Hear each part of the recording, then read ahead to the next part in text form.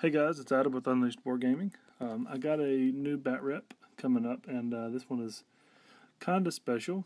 A client had me do a very large chaos army, and he was cool enough to let me use it in a battle report. A couple of things I want to mention before I do the report. I am not, I've been playing Warhammer for 20 years, and I've played all of the armies. But the two that, if you said, hey, choose two armies that you're not very familiar with, it would be Warriors of Chaos and Dwarves. And you could probably throw Daemons in there too, because I don't know the Demon army. But I haven't played Warriors of Chaos or Dwarves in 10 to 12 years. So I brought this up here. I had a friend of mine come who plays Chaos, and we drove way out to a new store to play it. And I was going to teach a guy how to play Warhammer, just fantasy in general. He's been playing 40K, wants to play fantasy. So I brought some dwarves I borrowed from a buddy of mine. You might recognize them from some other bat reps.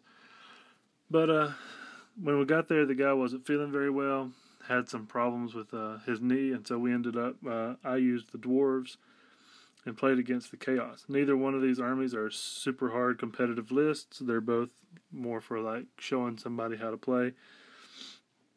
And so here we go. Starting with the Chaos army, you can barely see him on the far left with a little blue robe showing. That is a Tzeentch level 4 using the Lore of Shadow. These green and gold warriors to the right of him are Nurgle warriors. And on the left side of that, the guy with the really cool looking shield is a Nurgle lord. You see Festus in there, but that is not Festus. He is taking place as a level 2 wizard. And the guy standing on a pile of skulls is the BSB for the army. And we know that is an illegal formation, but we set it up and we just pretty much said, who cares? We're just showing somebody how to play. In the back, we have a war shrine. I put that in the list because I thought that every turn it was near the heroes, they got to roll on that chart. I thought it just kind of followed them around, giving them a blessing. Didn't realize they had to actually win a challenge against a character or a large target or something like that to get to roll on it. So if it weren't for that, I probably wouldn't have taken it unless it was just to show it off, for the client. But yeah, there it is. I gave it the Mark of Tzeentch, so it actually has a 3-up ward save, not bad. The knights next to it with the glowing red lances are Khorne knights. Just a little shock troop. Expensive shock troop, but they should be able to hit hard and punch through. 5 dogs in front of them, and those dogs just have the Vanguard special rule. Next to them, I have the Mutilative Vortex Beast. I just thought he would. I think he's kind of cool. He adds something new to the game, something you can play with and try some things. The knights next to him with the green glowing lances are Nurgle knights. Put them in there just because they're survivable. They can get in there. Really hard to hit them. And then in front of them are more dogs. These have Vanguard and the poison rule. And over on his far right, he has 5 Marauder horsemen who have already Vanguarded. And I did not give them the heavy armor so they can count as fast cav. On my right, I have a Grudge Thrower with the Rune of Accuracy and the Rune of Penetrating. So Strength 4, and I get to re-roll the Scatter Dice. Next to that is an Organ Gun with no runes. Next to them are, I think it was 36 Longbeards. I have a Dwarf Lord in there who ignores armor saves, has a ward save, and I can't remember what his other item did, his other rune. I got a banner in there with the Master Rune of Valaya, whatever it is, the one that gives you +2 to dispel attempts. And then I have a Rune Smith in here as well, a Rune Lord, who has the runes of spell breaking where he can destroy spells. Next to them is a Gyro Bomber. I've never seen one used, and I know why now, but I've never seen one used, so I wanted to take it and try it out. I have a cannon behind it with no runes on it. I have 13 crossbowmen with no command, just they do have shields. I wanted the parry save.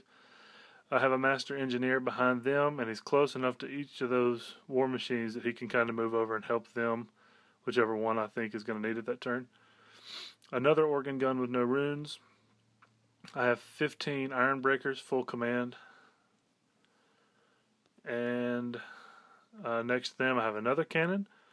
And then next to that, we didn't have a bolt thrower model, so I took the flame cannon, but that flame cannon is actually a bolt thrower. So I was going for a heavy bombardment dwarf army. That's the way I've always wanted to play them. I've always thought they should be played, and I don't see people doing it.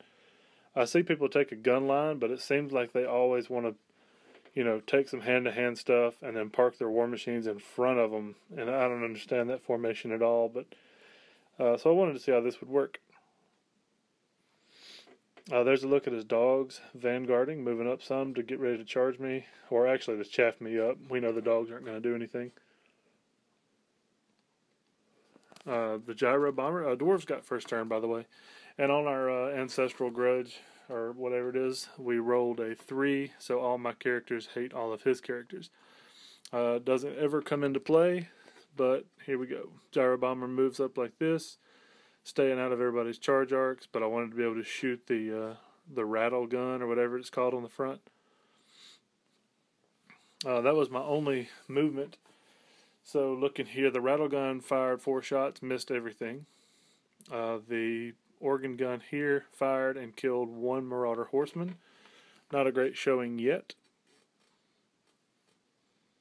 The crossbowmen decide to show them how it's done, and they shoot and kill 2 of the war dogs, the warhounds, whatever they are.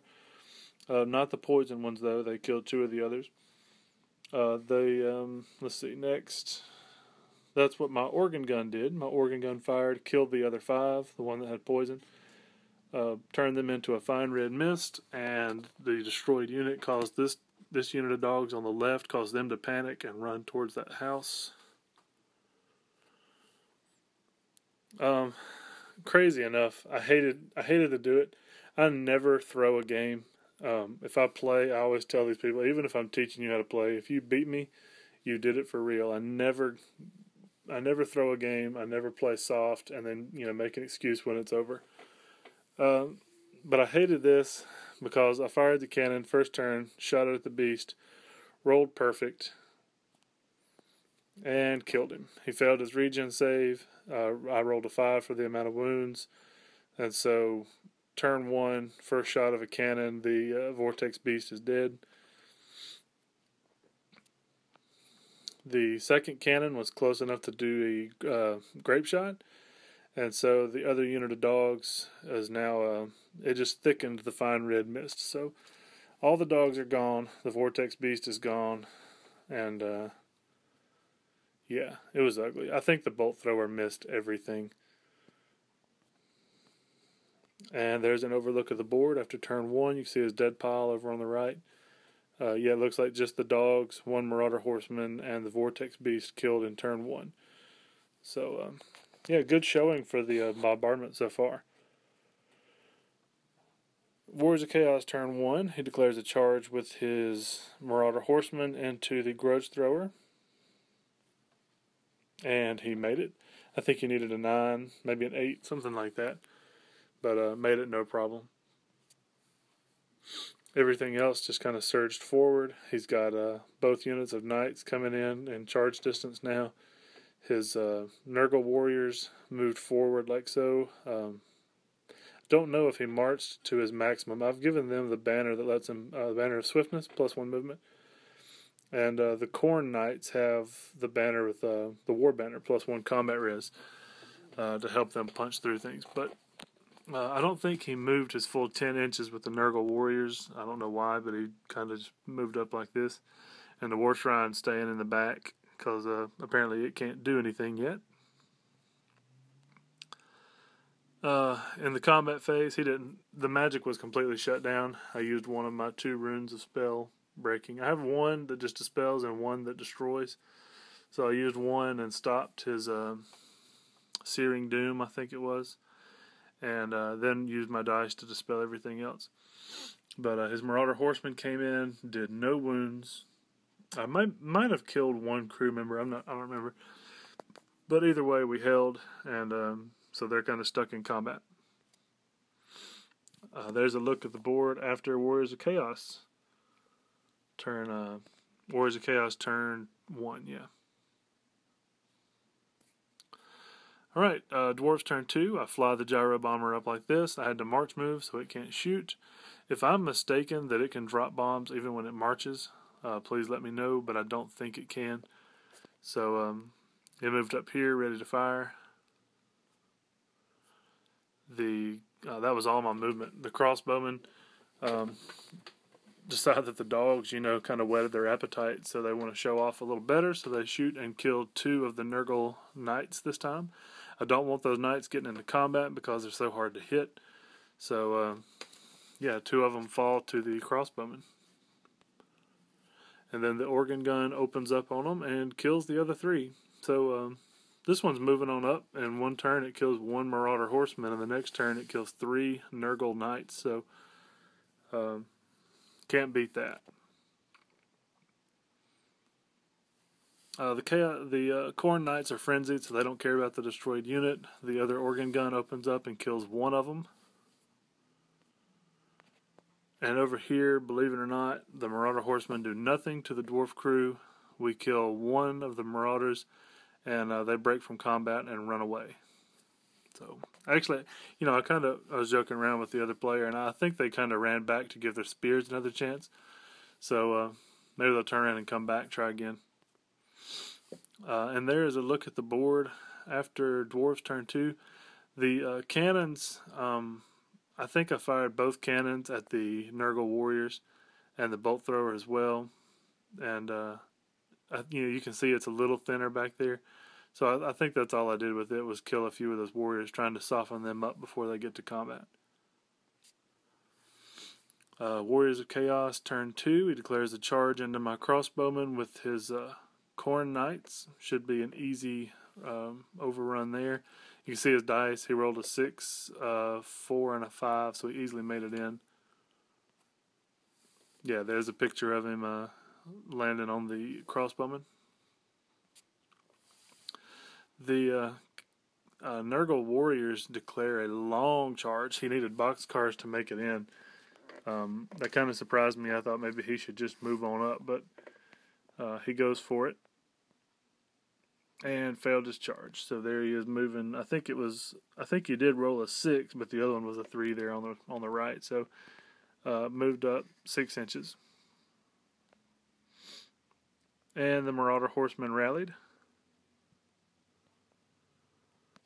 Amazingly enough, in the close combat phase, he comes in, he does 8 wounds, and looks like it's going to be the slaughter fest we all thought it would be. But the crossbowmen get a 5-up parry on the turn they're charged, and look at that. Out of 8 wounds, I saved 4 of them on the parry saves. So, still, I forgot that we were steadfast. Should have been steadfast leadership 10 because my general's right there, rerollable. Forgot all about that, and I was down by 4 wounds, a banner, a charge, and it's the war banner. And I don't even have command, so I'm down by 5. But then when I strike back, look at that. Crossbowman in hand-to-hand combat killed 2 Khorne Knights. Just unbelievable. I couldn't believe they held. This happened to me in another game with High Elves. I charged Silver Helms into a line of crossbowmen, and they held the whole time. So, yeah, just amazing how resilient the Dwarves are. But still, with me being down, there's a look at the dice. I rolled a 3 and a 1, and we stuck. Like I said, it wouldn't have mattered because I forgot I was steadfast. But, yeah, we stuck it out even without the steadfast. Dwarves turn 3. Fly the gyro bomber over the war shrine and drop the bomb. It does absolutely nothing. That's a shot from my grudge thrower. It drifted back and missed everything. Over on this side, they wanted a second chance with their spears, but the organ gun said no. I fired in there and dropped the last 3 marauders, so they're off the board. And then my cannon when the engineer moved over to the organ gun, so when those corn knights overran, they wouldn't run into him. Apparently, these cannon crew needed him because the very next shot they blow themselves up. And the very next shot with the cannon is a misfire that takes them out for 2 turns on the other cannon. The bolt thrower missed again, and I don't remember what the organ gun shot at. I think it just fired again at the Nurgle warriors and killed a couple. But Corn Knights come back. They kill 2 of my crossbowmen. I mean 3 of the crossbowmen here, with the horses included. I strike back and do nothing. I'm still steadfast. And again, I don't realize it. So now I'm looking at 3 wounds, a banner, and it's the war banner. So I still think I'm down by 5. We roll the dice, and I rolled a 5. So crossbowmen have held the Corn Knights up for 2 turns now. Warriors of Chaos turn 3. He declares a charge with his Nurgle warriors again into the Iron Breakers. And then he declares a charge with his level 4 Zinch caster into the Bolt Thrower. The Zinch caster fails his charge and moves up like that. The Nurgle warriors make it into the Iron Breakers. And I feel pretty good about that combat. With a toughness 4, weapon skill 5, and a 3-up armor save, I feel pretty good about this combat. But then in his magic phase, he gets off Transmutation of Lead. I threw all my dice to stop. I don't remember. I think it was Pit of Shades. And I stopped it. But then he threw off Transmutation of Lead. So now my armor is -1 and my weapon skill is -1. And then he casts the Mystifying Miasma on him. So now I'm -1 armor, -2 weapon skill. And I'm not feeling so good about that combat anymore. He had to issue a challenge, and I accepted it with my champion. I figured better to, feed him a champion than let him wade through the unit.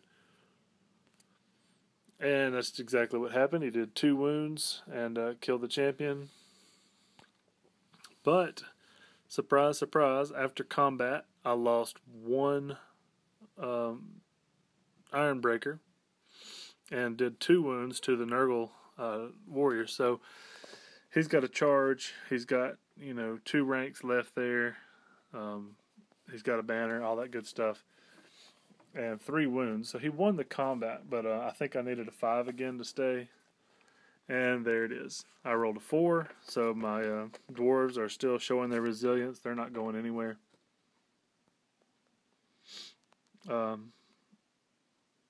Over here, let's see. This is dwarves turn 4, I guess. I think it's turn 4. I turned my longbeards like this, so that when those corn knights kill those dwarves, even if they can't really overrun anymore, but if they were to break them in combat, they shouldn't run far enough to get out of my charge arc. But if they don't break them, I can get a flank charge here, and I'll be happy either way. Let's see. The gyro bomber flies over the war shrine again and drops its bomb. It scatters, but I think the strength 3 part of it still hit. And that's a look at it. It already had 1 wound. I don't remember from what. But now it's got 2. So, yeah, I don't know why I took a picture of it with 1 wound and then took a picture with 2 wounds, but I did, so you get to see it.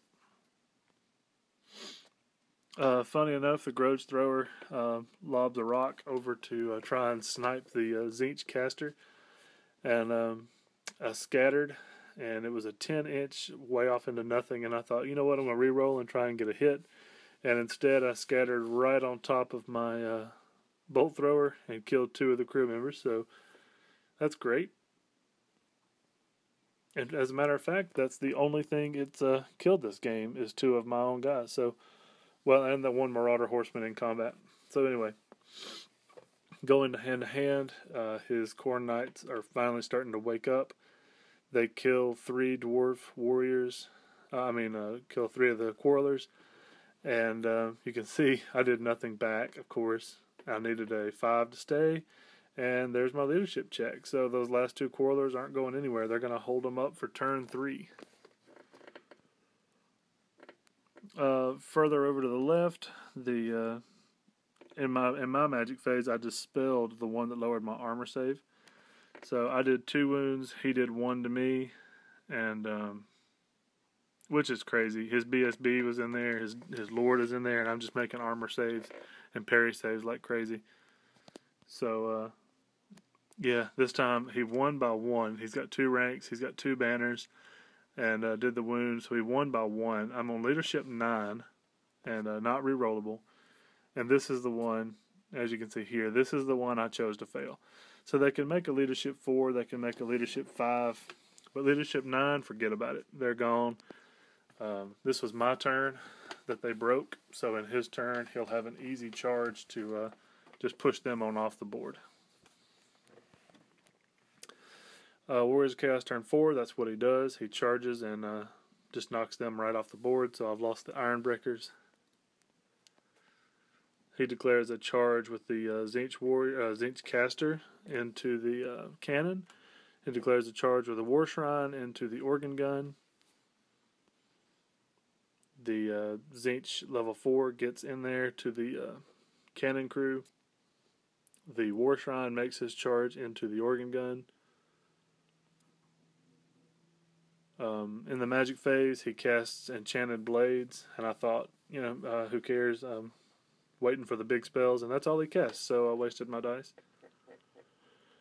And funny enough, the War Machine, he killed 1 of the crew members, but also in hand-to-hand, the Khorne Knights finished off those last 2 Quarrelers, and since they couldn't overrun or pursue, all they could do was reform, and so they turned to, take the inevitable charge from the Longbeards. The Tzeentch caster killed 1 of the crew members here, but he couldn't kill off the others, so they held, and they're stubborn and all that good stuff, so of course they didn't run anywhere. And Dwarves turn 5. I declared a charge into the Khorne Knights. I don't know why I didn't get a picture of that, but and I didn't get a picture of the shooting phase either for some reason. Everything shot into the Nurgle Warriors and killed a few, but yeah, charged the Khorne Knights, killed 1 of them. He did no wounds to me. I killed 1. The other one broke, but it was the banner, so it died. I overrun into the flank of the War Shrine. That is a cascading combat, so he gets to go first. He kills the last 2 crew members and the organ gun, and then we go into the Dwarfs combat with the War Shrine. I do 1 more wound to it. That 3-up ward save was outrageous, just saved everything. And but with my 3 ranks, my banner, my BSB, charge, and a flank, and all that good stuff, he was pretty low in his leadership, and I was able to break him from combat, but I couldn't run him down. Once again, the level 4 couldn't hit the crew members, he couldn't kill them, so he failed to do anything, and they just stood there looking at each other. And that's where we decided to call the game. The War Shrine was fleeing. It could have rallied, but it couldn't have done anything. I would have had a charge on it with my Longbeards. The Nurgle Warriors are down there with all of his characters, which is still a viable unit. I mean, that's still a very strong unit with those BSB and that Lord in there. But they're facing the wrong way, so in turn 6, all they really could have done was turn around. The level 4, if he fled with the War Shrine, my Longbeards could have redirected into that level 4, so either way I would have had something there. And I still have my Longbeards, I still have my War Machines, except for 1 cannon that blew up, and the organ gun he killed. And I lost my Quarrelers and my Iron Breakers. So it was a victory for the Dwarves. I think it, if it hadn't been for those Nurgle Warriors facing the wrong way, and he could have charged, could have been a different story still. But as it ended, the Dwarfs pulled it out with a pretty good victory. I was pleased with the Dwarf bombardment. I liked the way the War Machines kind of wiped things out. Most of the time when I see people take a shooty army, it's archers, and they don't do anything. And so I really wanted to try it with all these War Machines, and I was really happy. They took out all of his chaff in turn 1, and then took out a unit of knights in turn 2. So yeah, I was proud of him. I'd run this list again in a heartbeat, and hardly even got into any hand-to-hand combat with my Longbeards, but that's the way it goes. I would like to see the Longbeards fight those Nurgle warriors. It would be a tough battle because I wouldn't be able to hit him. I would be needing 5s in combat, except for my general. So it was a bloody game. It was fun. The guy that we were showing was definitely interested. In fact, he's already ordered an entire dwarf army, and it was fun getting to see these chaos models that I painted actually on the table. They look great. I love them. It's actually, chaos is one of my least favorite armies, but seeing them out there, it inspired me and makes me kind of want to get my own chaos army. So it was a lot of fun. I just wrapped this project up. I'm going to be shipping it out real soon. I'm going to put up some spotlight videos on the war shrine, some of the knights and characters. I might even put up a couple of tutorials on how I did some of the shields. I've had a lot of comments on the shields and people wanting to know about them. So I may put up some tutorials.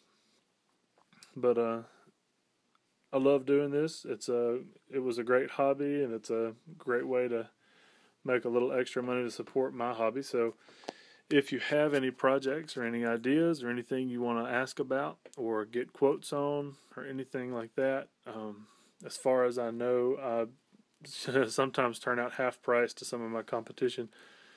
But send me an email at unleashedwargaming@gmail.com. Let me know what you have or what you want. I can usually get models for you if you don't have them already. And if I do that, I sometimes discount the models. I can get a discount, and I pass that on as a thank you for letting me get the models myself. It ensures that the models will be in good quality when I get them. I usually do assembly for free if you let me order them. That way, sometimes when you get a model from somebody, it's in bad shape, and you don't know that when you make a quote. So if you let me pick up the models for you, I try and pass on a little thank you with discounts or something like that. Sometimes I just throw in extra work on the models. But yeah, send me a quote. It doesn't have to be an army. It can be a single model, a small force or a big force. Just let me know, and I'll give you a close time frame and an estimate. And I look forward to hearing from you. But yeah, look for more videos. Sorry for the long break between videos. I should be able to remedy that now and get more and more coming up. So thanks for watching. If you haven't subscribed, please do so. And I'll see you soon when I get up some more videos.